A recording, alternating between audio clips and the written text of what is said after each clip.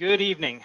Uh, Thank you for joining us. This is going to be the 11th edition of our Code Connection sessions. There are monthly webinars going over some basic concepts and where we're headed with our developing code rewrite.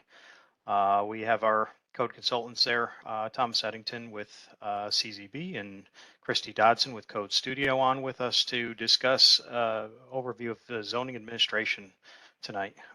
We will take questions along the way. If you could enter those in the Q&A section on WebEx, we will address those as they fit into our conversation tonight, and then also have a Q&A session at the end of the presentation. And I'll send it over to Christy and Thomas. Great, thanks, Chris. So again, as always, thanks for joining us. It's hard for us to believe this is Code Connect number 11. So this is our final code connection before we release the draft. So again, just as a reminder, the draft code will be released by the middle of December. So you'll see that next month, and we'll do an overview at that time. But this will be our last kind of technical one before we get to that point. So as always, thanks for joining us. What we thought we'd do today is walk through and kind of do an overview of zoning administration and process. So you can see here that we are through a number of the phases of the project, administration and processes. The second from the bottom is the final component that we just completed. That's again what we'll go over tonight. We're still kind of working through details of that. You'll kind of hear that tonight. It's a bit of a draft in process, but we want to make sure that everybody understands this third part of the of how the new development code will be organized and how it will work. So again, you can see that we've really got December. By the middle of December, we'll release the draft code. You guys will have that copy. And then we've got December, January, February, March to really work with you all, to work with the neighborhood groups and coordinate public outreach and input opportunities on the draft code so that you can see it all together. But hopefully these code connections will put some of those pieces together for you so that it won't be too unwieldy as you guys get it in the middle of December. You can go to the next slide, Chris. Thanks. So let's just kind of do a quick recap of the development code. You can go to the next one.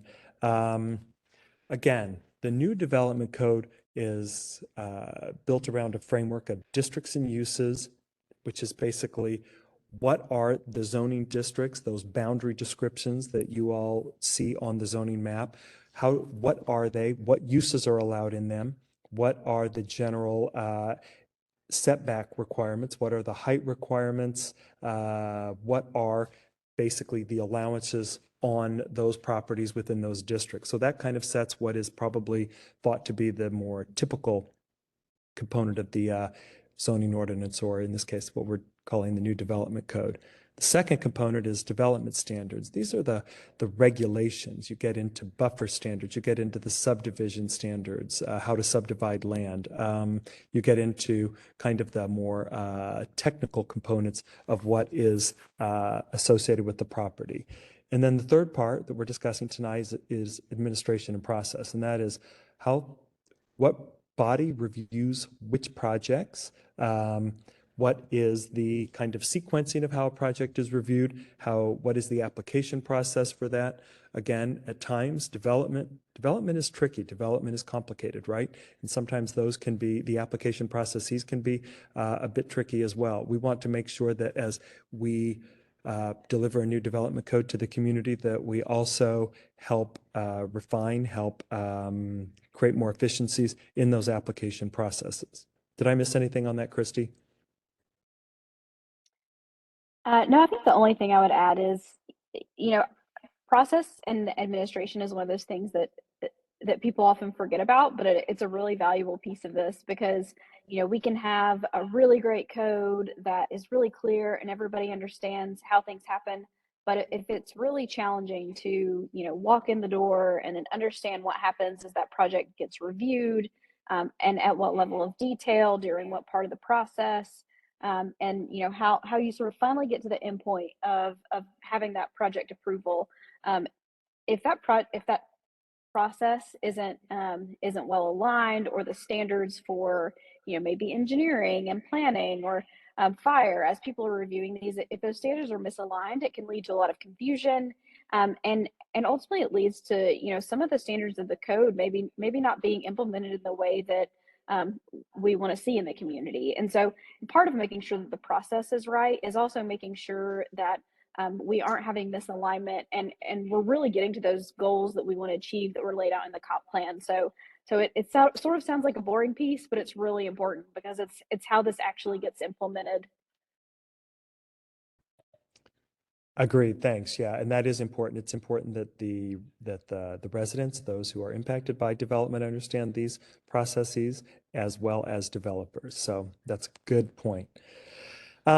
So this is the first, it's a little bit of a more detailed kind of description of districts and uses. Again, the fundamental framework that's incorporated within the development code. You can see here, as we worked through that, this is kind of that traditional mapping component, district component, area and bulk standards, et cetera, that we were outlining earlier.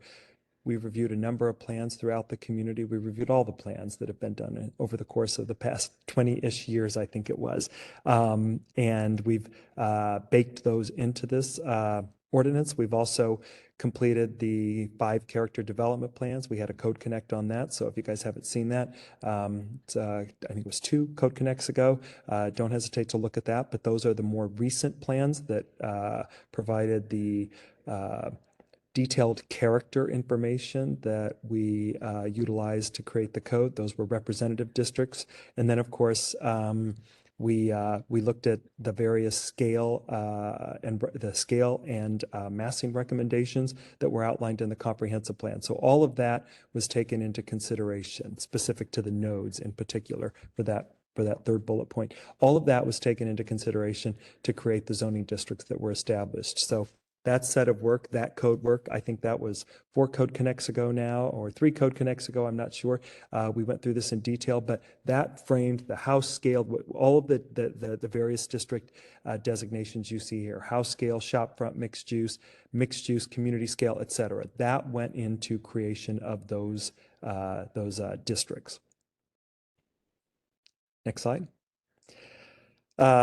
Part of that was a visual component that we wanted to bring into the new development code. You can see here some examples of what will be in the new code. These are examples of how we spatially organize buildings on a property, as well as how we begin to think about the heights of those and what requirements there may be on first floors in terms of activation, et cetera. Window transparencies, all of that goes into this portion of the code, the more expected code requirements.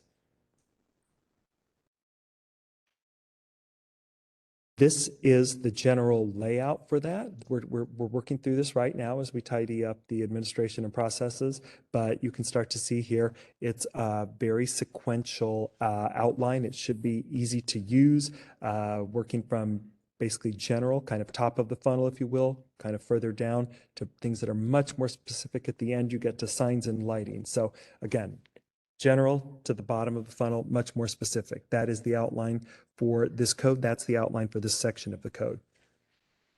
And I think something that I would add to that, Thomas, as well, is, part of why we want to continue to go over this is because zoning does get really technical, right? We're talking about really specific metrics and how your lot has to be laid out, and the building has to sit on the lot, and the development standards, or what's happening on your site, and things like parking ratios. It gets really plannery and technical.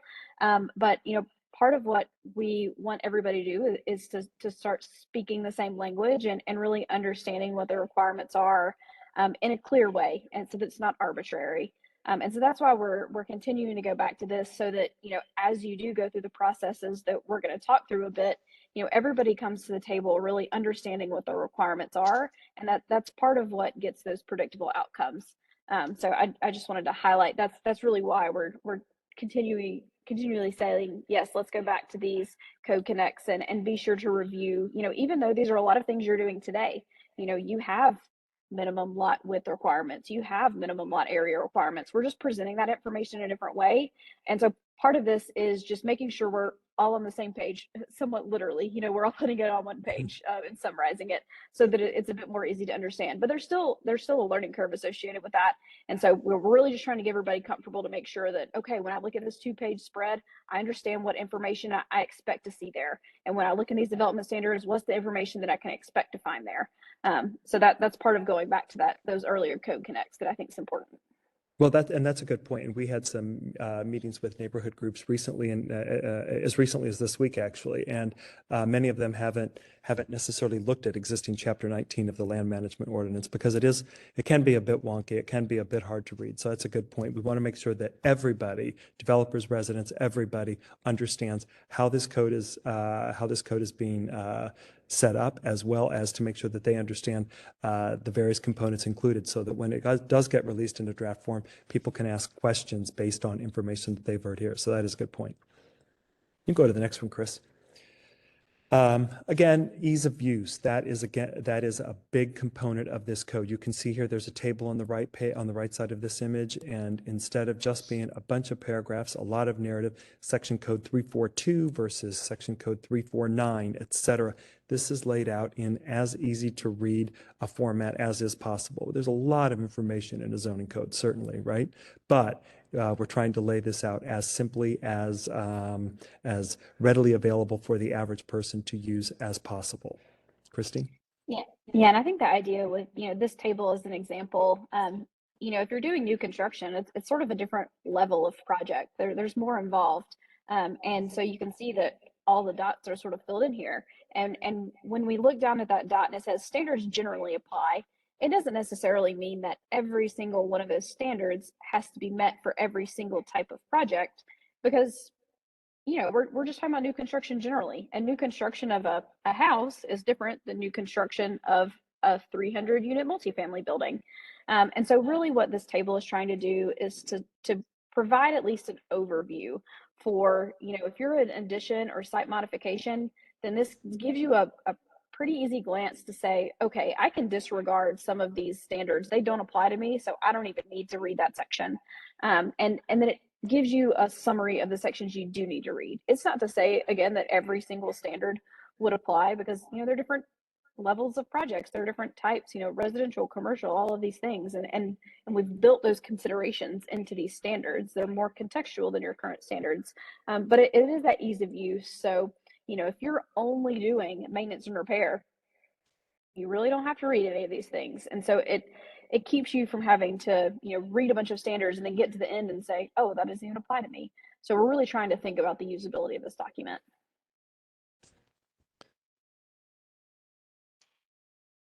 All right, so here we are going to launch into the draft administration and process work. Again, this is a work in progress, and at this point I'll probably turn it over to Christy to kind of kick this off. But keep in mind that we think it's really important for residents, developers, builders, contractors, everybody to understand who does what in the city. Not everybody understands that. Often planners in-house, those of us who work in the field understand what the role of the city council versus the planning commission versus the board of zoning appeals. We understand what they do, but not everybody does. And it should be made exceedingly transparent, and it should be made readily accessible for just about anybody if they don't understand what the various roles of these entities are. And so a major part of the administration process is understand what the roles are, so you know what entity you're going to go seek approval from, or that you're going to appear before for a recommendation, for example. And so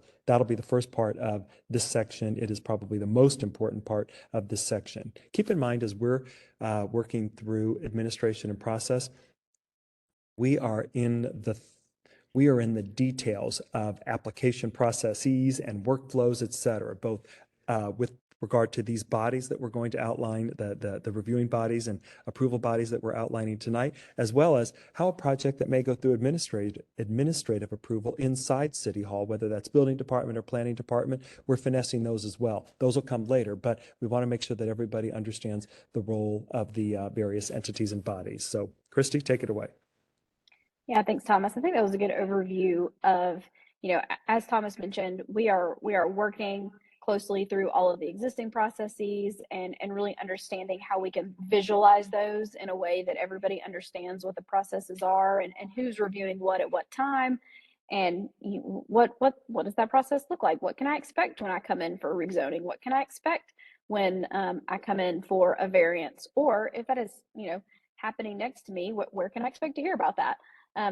Things like that. So we are in the process and know that is something that is coming down the line, is a visualization of those. So, things like flow charts and when so that you can visually see how these processes take place and sort of flow down the line as that application gets considered for any type of process that that would go through and have to use both the zoning component of this or the engineering component of your unified ordinance.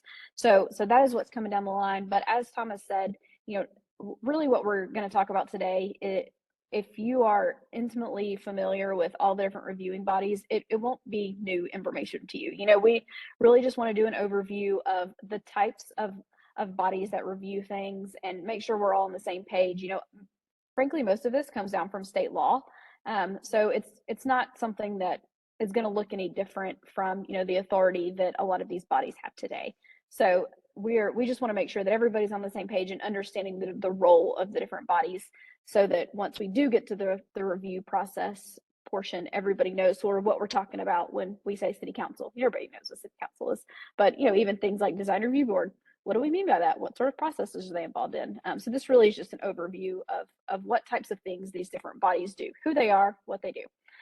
So yes, starting with city council, your city council is your legislating body. They're your elected officials that they do a lot of things for the city, obviously, but from a zoning specific standard, that they are acting on things that have to be adopted by legislation. So those are things like your comprehensive plan that you just did. City council had to adopt that.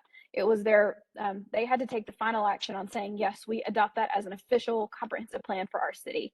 It's the same thing with text amendments that will happen to this code once it's adopted, when things need to be changed, or even when this code is adopted. It is city council who will make that this document that we're creating and actually make it legislation, make it regulation, that is law in Greenville. Same thing with map amendments, which are rezonings. Things like adoption of master plans and neighborhood plans, so the small area plans that are happening alongside this, those have to be adopted by city council so that they can officially become guiding policy for the community. Same thing with adoption of design guidelines. Acceptance of public improvements. So when subdivisions build roads, it's up to city council to say whether or not those will be accepted as a publicly owned street or a publicly owned trail, anything like that, or publicly owned park. So open space obviously is a big part of that. So it's city council's job to have the final say, and yes, we are accepting that. Also, any encroachments that are in the right of way. The right of way is city owned property that city council has purview over. And then of course annexation of property in the city limits and the zoning that has to get applied when that annexation happens. So city council really, they're your legislating body of government. Next slide, please. Planning Commission.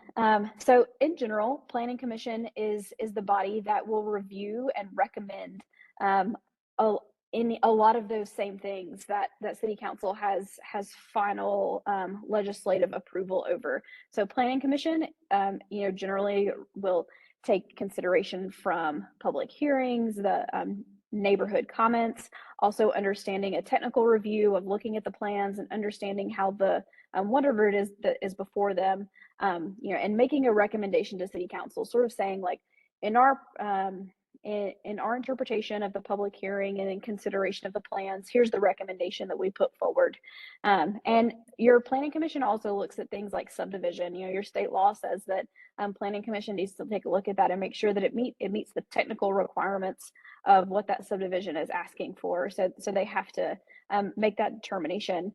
And your Planning Commission also sometimes hears appeals for certain things. So if your planners, your staff makes a decision on something, that sometimes can be appealed to Planning Commission. So they have some recommending jobs that go on up to council, and they have some approval things that they have to make decisions on. Next slide, please. Board of Zoning Appeals is really interesting in that it's what we call quasi judicial. And so, your Board of Zoning Appeals, they are making final decisions on a lot of things, and any decision generally that the Board of Zoning Appeals makes, if that decision is to be appealed, it has to go on to the court system. So they're making final determinations on really are what some pretty technical decisions. So things like a variance, there are really specific criteria, and if you need to break a rule in the zoning code, there are pretty specific criteria, sort of hardships that have to be met in consideration. And so the Board of Zoning Appeals, they think about those criteria in context of this specific project and make a determination of, if that variance should be appropriate or not.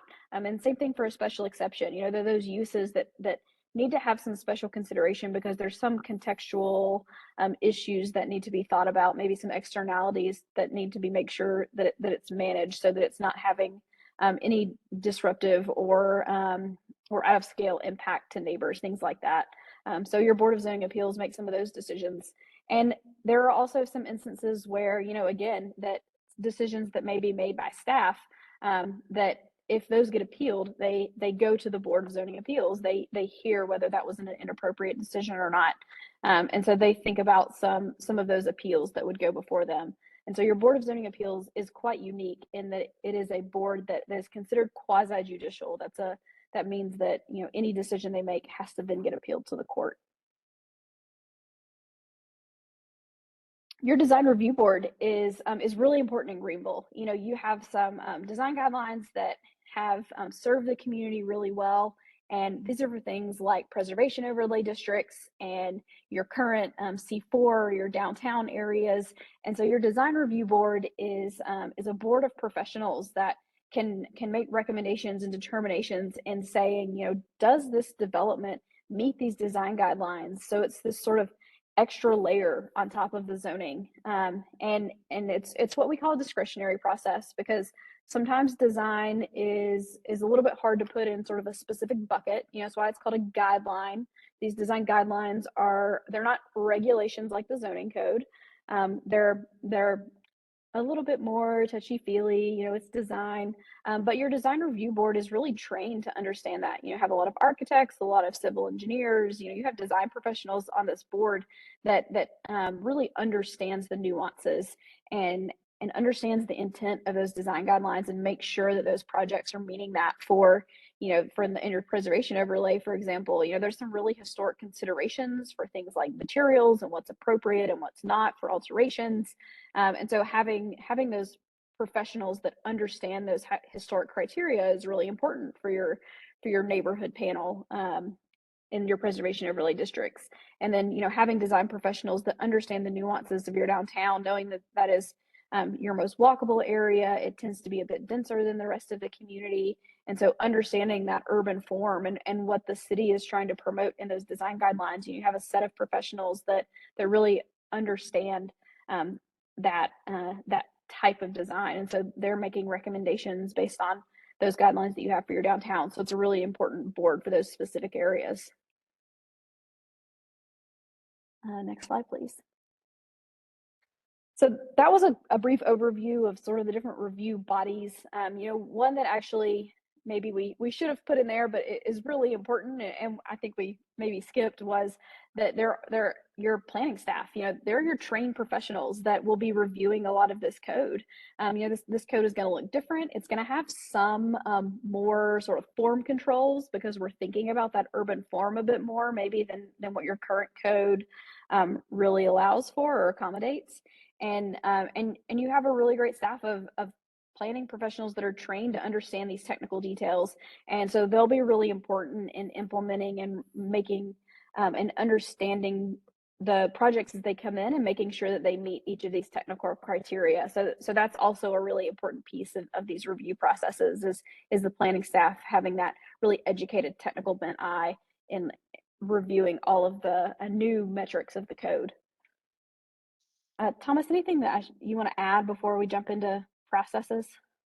No, I don't think so. I think, I think that it's just important. You hit upon a good point with regard to planning staff review, and that is, it's kind of what we call in code language and just general city policy language, kind of administrative review, right? That's when it may be a project that is approved that is likely, you as a developer, you as an applicant are pretty sure that you've met all of the code requirements. You take that in for administrative review, right? And that goes to planning staff. They do that review. They conduct that review. They coordinate that review by way of the development code, et cetera, and subject to a development project, meeting all of the setbacks, meeting the height requirements, meeting the development standards, what it is that may be required on site, the streetscape that may be associated with the public right-of-way, the parking standards, stormwater standards, et cetera. All of that is assuming everything is met. That is, all of my requirements are met according to the code. They are by right. And subject to that being the case, per that review, that project would then, of course, be approved administratively. That wouldn't go to a public process. That's really beneficial because a developer knows they have the predictability. They know what they can get approved. But equally as important is the fact that a resident, a nearby property owner, knows exactly what can and cannot be approved, right? So they can look at the code and know, oh, such and such buffer is required. Oh, that building can be 3 or 4 or 5 stories, whatever the case is, right? All of that is understood, subject to a project meeting that goes through administrative review. As Christy noted earlier, legislative review goes to your council. That's a voting body, and certainly there are projects that go to Planning Commission for recommendation and/or approval, and they could move up to the council for, say, a subdivision or something like that. So there's different processes. Christy outlined those. We know that it's a lot, administrative review, legislative review, et cetera. But I think that it helps you all to see this outlined very clearly in the new code, what the responsibilities are and what their roles are. So we're hopeful that that helps clarify some of this. But we know that it'll take time as you all review the draft code to ensure a full understanding. But I think that we've covered the primary components that we wanted to make sure you understood. Yeah, and I think an important piece of that too, Thomas, and it reminded me as you were going through that is, you have all these review bodies that have really specific expertise and, really understand this one subject. So for example, your neighborhood design board, design review board, have a really deep understanding of those preservation overlay guidelines for your historic districts. And so we want to make sure that, that the things of a project, so the sort of technical zoning components that are within the district, that planning staff is reviewing those because that is their bubble of expertise. And, taking care of things like setbacks, lot coverage, making sure the building height is appropriate, making sure that the bulk and massing that we're prescribing in the zoning district is appropriate, so that when that project then goes to the design review board, then they're able to focus on what their piece of expertise is. We really want them to be able to have the freedom to know that, planning staff has taken care of making sure that it meets all the technical requirements so that they can really focus on those historic pieces. And so it's making sure that when a project is in front of that review body, that they're really able to focus on what their level of expertise is. So, everyone is staying in their lane and making sure that nothing is slipping through the cracks, but also that the process is smooth and there's not conflicts between, a comment that you may get here and a comment that you get there. It really is, you get the best outcome of a project and it's the smoothest process. So that's really the goal of what we're trying to get to in defining the really the expertise that you currently have. It's not, we're not rebuilding a system. We're just making sure that everybody is really able to do the job that they're best equipped to do. Good point. And Chris, I think you can go to the next one. yeah. This, we wanted to also make sure that all the listeners, the residents understood that we are, as we work through the development code rewrite, we're also updating the city's engineering design specifications manual, sometimes referred to as EDSM. The engineering design specifications manual is that manual that contains very detailed drawings, detailed technical standards and requirements for things like stormwater, streets, curb Curbs, curb heights, curb width, sidewalk, the thickness of a sidewalk, the base of a sidewalk, what is required as a developer does a project and is required to update the streetscape, for example. Those requirements, those standards for that kind of construction activity have to be very detailed. In this case, they don't live in the code and they shouldn't live in the code. Sometimes new materials might evolve and you don't want to have to change the entire code to accommodate new materials for, say, street, new kinds of asphalt or something of the sort. So those live in the EDSM, the specifications manual. And so that is being updated as well. We're trying to ensure that that document relates to the zoning ordinance, the development code, kind of both graphically and in terms of layout framework. Again, it'll include stormwater standards, best management practices for new stormwater standards, triggers for traffic analysis, easement requirements, encroachment requirements if somebody may have a building or some sort of a structure, a sign. It could be just about anything that may encroach into the public right-of-way. What are the requirements, standards, and limitations for that? That all lives in the EDSM. That's kind of the engineering, public works, kind of public right-of-way place.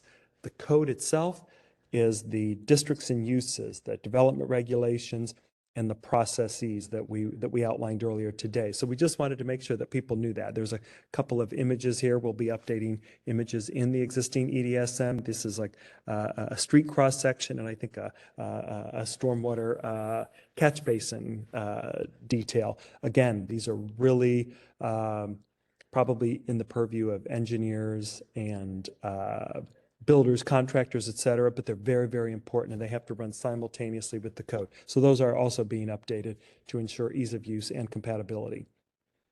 I think a good point on this too is to think about, where the document and process sort of start to overlap. And, you think about the ordinance that we're writing. Streetscapes is a really good example. So, streetscapes are something that early on you would need to be able to plan for, but you don't necessarily need to know the construction detail of how that tree well is planted and what the sidewalk depth of concrete is and what type of concrete that needs to be. So, when you think about what's in the development code, that's just going to say you need to plan for space of a 6-foot wide landscape strip, a tree lawn, and then you need to plan for a 6-foot wide sidewalk.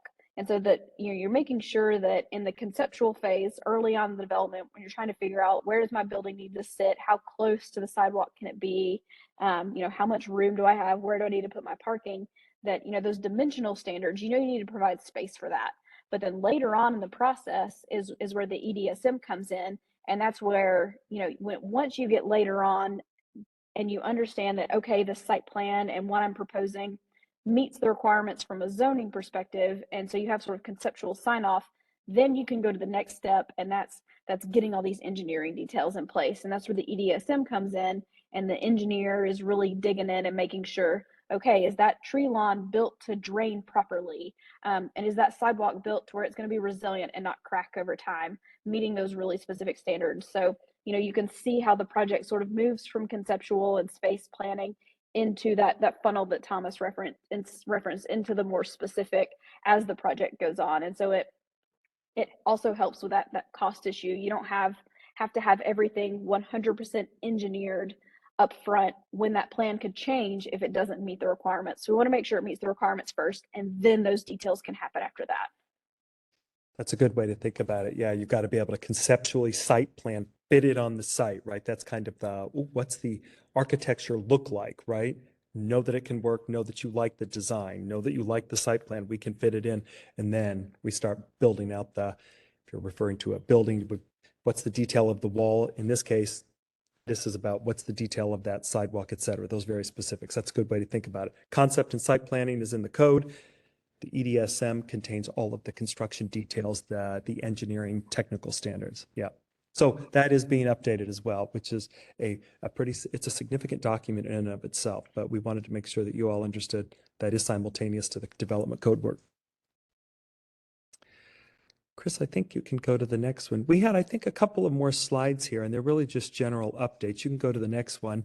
We wanted to make sure that folks knew that we were continuing some of our neighborhood outreach. As recently as this week, we were able to meet with some neighborhood organizations and just make sure that they understood where we are in terms of the schedule, give them a bit of an update, catch them up on some of the character development plan work. Again, we've done a Code Connect on that, so don't hesitate to look back at that one. But we wanted to make sure that they also got into some of the details, some of the content more specifically, some of the development regulations, buffer standards, things like that. We've had some questions about that, so we wanted to make sure that everybody understood that, and then make sure that they understood where this is going down the line. And we'll touch on this at the end of this presentation, but to make sure they understand that post-release of the document in the middle of December, there's a real opportunity, and we really want people to to continue to stick with us. We know it's a lot and we know it's technical, but really that period between December and March is really important for you all to take a look at the document, to make sure that we got it right, to make sure that we heard you correctly, to make sure that you understand it, and to make sure that you provide input where it may be needed. So that's a really important part, because that public participation process will influence and guide this document as it moves toward adoption by the council in March and April. So just, we wanted to make sure that everybody understood that. And so we did reach out to some neighborhoods this week. We had the opportunity to meet with them, and some of that information was conveyed to them, much like what we convey to you all on these Code Connects. Go to the next one, Chris. We also have mentioned throughout the process that the comprehensive plan noted 3 very important goals: open space preservation and expansion of open space and parkland throughout the community, affordable housing, the idea to get 10% of new units as affordable units if possible. We know there are many avenues to do that. That's public-private partnerships, working with different development organizations, working with utilizing federal government tax standards, what are called low-income housing tax credits projects, et cetera. There's a number of ways to get there, but when it comes to zoning, we're not allowed within the state of South Carolina to require inclusionary zoning. Again, inclusionary zoning is a requirement for affordable housing as part of a development.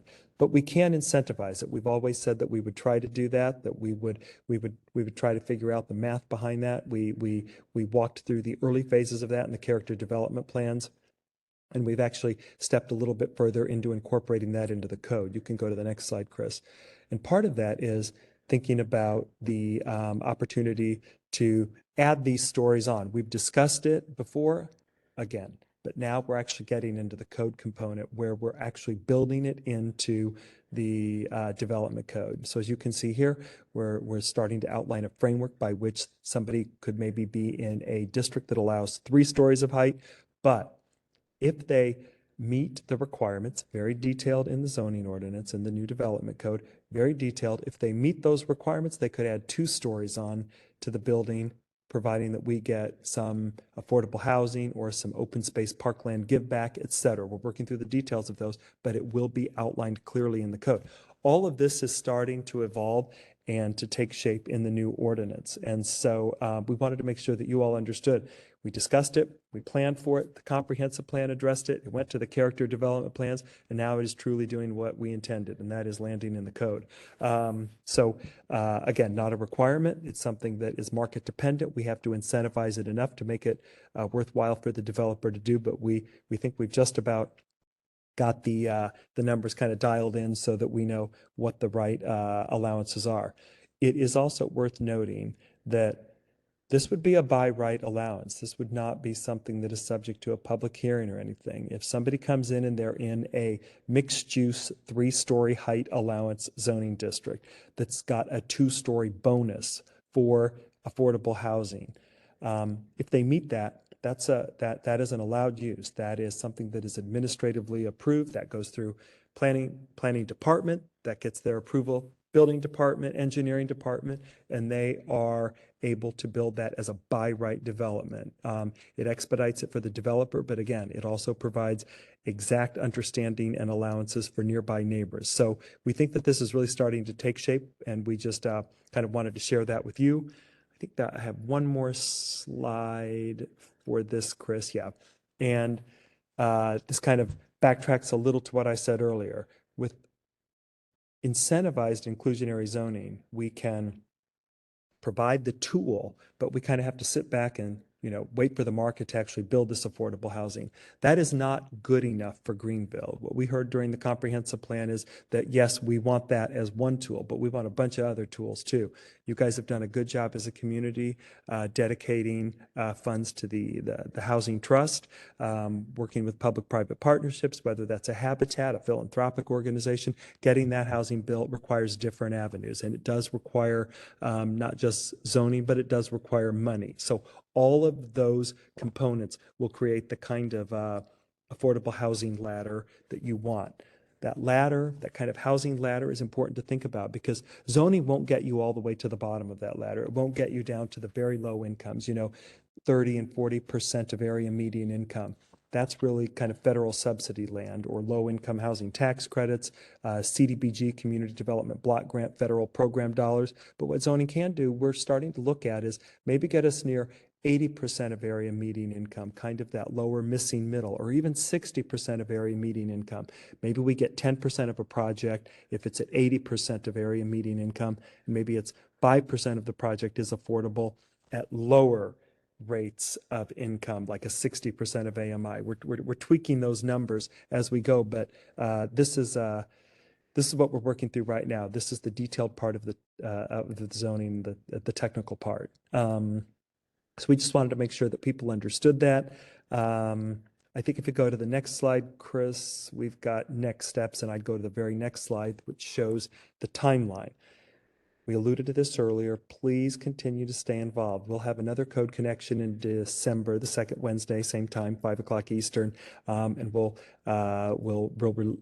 discuss the draft code that'll be released right at about that time. So please pay attention to that. But again, most importantly, help us out when it comes to neighborhood meetings, when it comes to planning commission, open houses, public hearings, et cetera, throughout the course of January, February, March, because your voice matters, your input matters. You've stuck with us this long. We'll need your input at the very end. So make sure that you come out and give us your input. That will matter a lot, and it matters that the planning commission and the city council hear it. So please continue to stay involved. We're getting to about the 8.5. We're top of the bottom of the 8th, top of the 9th. We're getting to the end, right? So stick with us a little bit. Chris, I think that's all we have, unless Christy has anything to tidy up with. I think I'll just add that, as we do move into the sort of full draft process, that we've been trying to keep these code connects at a fairly high level, conceptual levels, so that we can really describe how some of these technical elements tie back to that planning process. But I think these code connects even will be a really good resource as you get the draft document. It's sort of a different experience, and you have it all together. It really becomes real.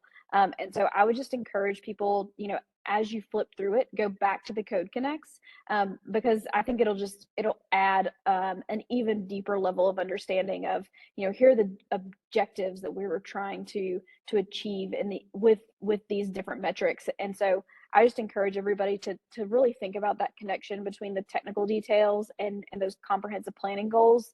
And so reviewing some of the code connects once you have the real document in your hands as a companion, I think would be a really helpful exercise, so that we're all sort of speaking the same language of the code.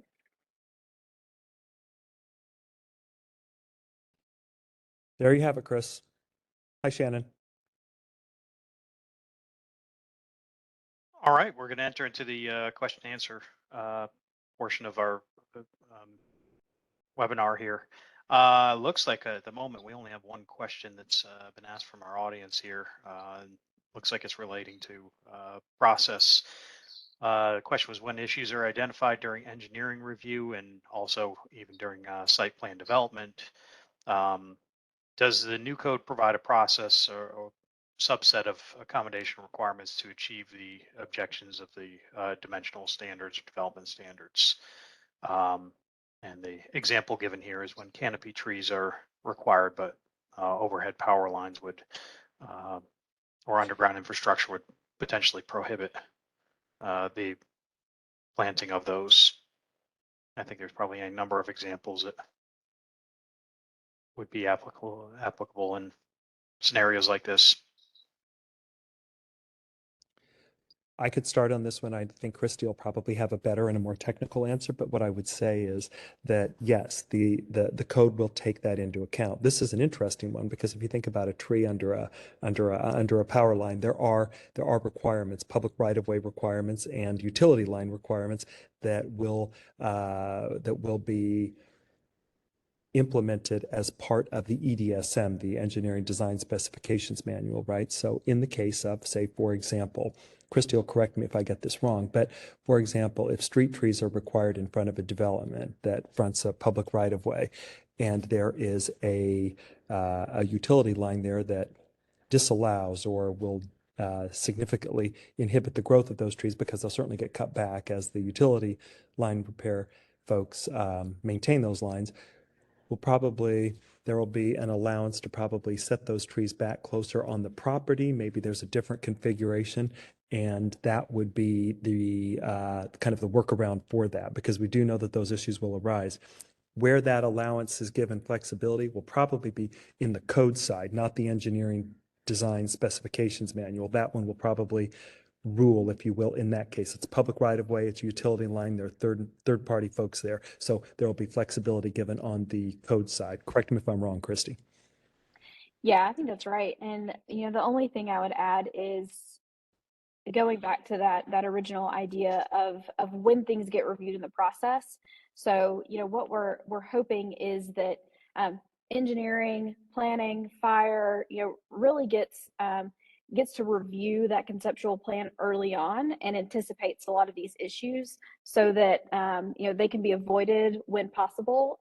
And if they can't be avoided, then there are options for alternative compliance. So the things like the street trees, for example, when we describe those, we have an intent statement of why we're providing street trees, why it's important. And that helps as planning staff and as the engineers and your fire department are reviewing these plans. It provides the context for saying, okay, if that standard can't be met, here's the intent behind that, and here are other ways that we can meet that requirement that still meet the intent of what that standard is trying to achieve. And really bringing those conversations as early as possible into the process to avoid a lot of redesign having to happen once the design has sort of been baked to a certain extent. We want to catch those early on to avoid a lot of extra expense being required to redesign processes as much as possible. So we want to catch it early and accommodate it while still achieving that intent when those issues inevitably arise, right? Development is challenging and it's multidisciplinary. So we want to try to catch that early on.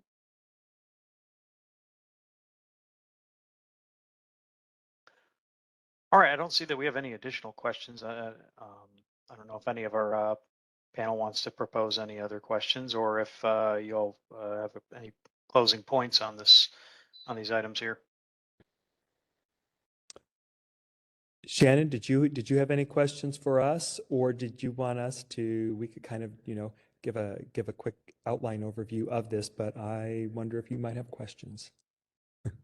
I would like to talk about, if you could, just for a second, what we've talked about in terms of that we might want to be looking at. There are things that zoning cannot address. I know that y'all went into that some, but also with the design guidelines and how we may want to address some of that in the future, because not all of that can be part of zoning. And we were talking about that earlier today. We've talked about it this week. So maybe we just go, if you could just touch on that, just so everybody can hear that, because I think that sometimes there is a perception that we are going to be able to have almost like plan developments. We're used to seeing so many plan developments that the by right zoning is going to get that prescriptive. And while it's going to have a lot of elements, it's not going to be design guidelines, and it's not going to be master plans that are codified as plan developments. And I think that's important to note, because I think we're so used to seeing plan developments that we're not going to be always seeing that level of detail. And so if something is zoned a certain zoning, and they come in and go to the staff for review, or they go to the planning commission for review, it won't necessarily be down to the level of detail that we're seeing in plan developments. And so can you address that quickly for us before we wrap up for the evening? Because I want to make sure that there's no confusion over that, that with the by right code, we may not have that same level of development, at least at the entitlement stage. Do you want me to jump on this one first, Christy? Yeah, and I'll Okay. add whatever. Yeah, so that is a very good point, Shannon. This is a by right code. It's a by right code that works for developers, and it's a by right code that works for and protects the nearby residents, right? And so it works both ways. You can't have one side without the other. It's got to work for both, right? It's got to be equally applicable to both sides. And so you're right. In the past, there has been a significant reliance on plan development review, right? Plan development review is also often called PUDs in different parts of the country, planned urban developments, et cetera. It's kind of the zoning overlay that takes care and accommodates for the kind of development we want, but doggone it, it's not allowed in our code. So we create this kind of planned development code to give us the flexibility to mix uses and do different things on a site that we can't otherwise do with zoning code. It's a good Band-Aid, but it is not the right long-term fix, right? It is nothing more than a Band-Aid. And so you guys have relied on the planned development for quite some time. It has served you well, but it is probably past its date of expiration. And so with the new code, we will not have a need for planned developments because we can create mixed-use districts. We can create community scale districts, and those are already being incorporated into the new code that you'll all see on in the middle of December. And so you won't need planned developments. With that being said, the issues that we have heard, we have worked with your design review board, we have worked with your planning commission, your council, all of your planners who have intimate knowledge with regard to what it is that most projects seem to run up against with regard to neighbors being concerned about a project, things that neighbors want taken care of and or addressed in a project, tend to fall into the urban design world: massing, scale, height, setbacks, things like that that have real impacts on them. And so all of that is being baked into and addressed in the new development code. And so we suspect we can resolve about 94%-ish of those issues in the code. But you're right, there won't be that subjectivity of review. If it's a by right and it meets this code, it can be built. That is correct. And also, to be built, I have to meet the code. I don't have the flexibility to not meet the code. Whatever the setback that is required or whatever the buffer standard is from a nearby neighbor, I have got to meet that. Again, it works both ways. And so that'll probably take a little bit of getting used to, a little bit of adjustment, because this really becomes an administrative by right review, but it is the most efficient way to do it, and it is the recommended way to do it throughout the country to move toward very predictable, context-sensitive zoning districts, and that's what will be produced as part of this code. Christy? Yeah, I think the only thing that I would add is what we want to make sure that we get in the code is are the basics of good urban design are required in this code. It is codified into the code, and so those good urban forms that have really been worked through in those small area plans, and your current code doesn't really have, and so the design guidelines have sort of tried to compensate for that. And so we really want to make sure those exact items that you were talking about, Thomas, making sure that we get the streetscape right, making sure that we get where that building sits on the site and the bulk and the mass of that building, that it's right for what the character of that area is. And even things like, are there enough windows and are there enough doors? Because that is good urban design, right?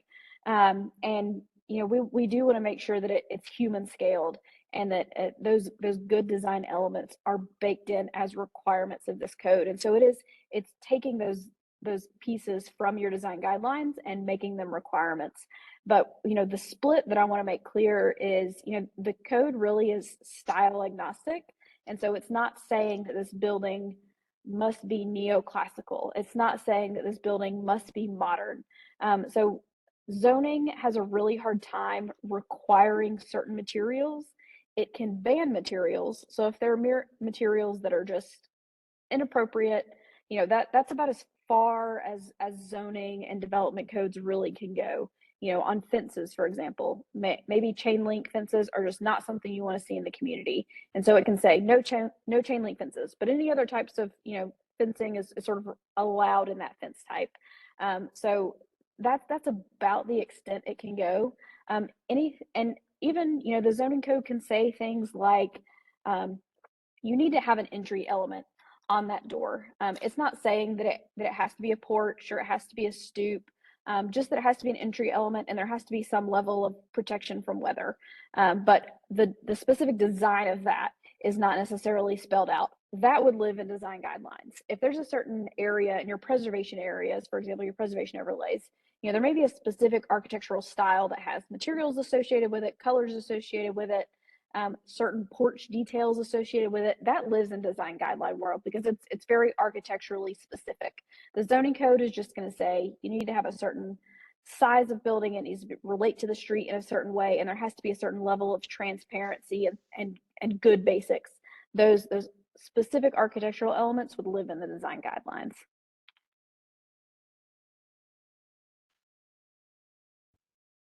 Thank you. Well, Chris, you did a great job tonight. I was glad to see you do to moderate our code connection session. So thank you for doing that. It's great to see you lead it. And I think we're right at the top of the hour. So Chris, you want to close us out? Yeah, just a couple of reminders. This webinar is going to be available online, probably starting tomorrow, recorded, along with all our other code connection sessions there. Good resource. Tell your family, friends, neighbors, coworkers, a whole bunch of them that these are available to review and look over at the end. We have other resources on our development code website. This is the best resource there for this project. That's greenvillesc.gov/devcode, DEVCODE. And a good place also to sign up for any notifications there, so you don't miss out on the rollout, which will be pretty hard to do there. We'll cover everything pretty well, making sure everybody knows that this is that when the draft document comes out, that it is out and available for review. So next code connection session, potentially our last code connection session on December 14th, again at 5 o'clock. That's the second Wednesday of December. And until then, happy holidays. Thanks, everybody. Thank you. Thank you, everyone. Thanks, Chris. You did great. And as we go into Thanksgiving, I'm grateful for you and our whole team. Have a good night. Night all.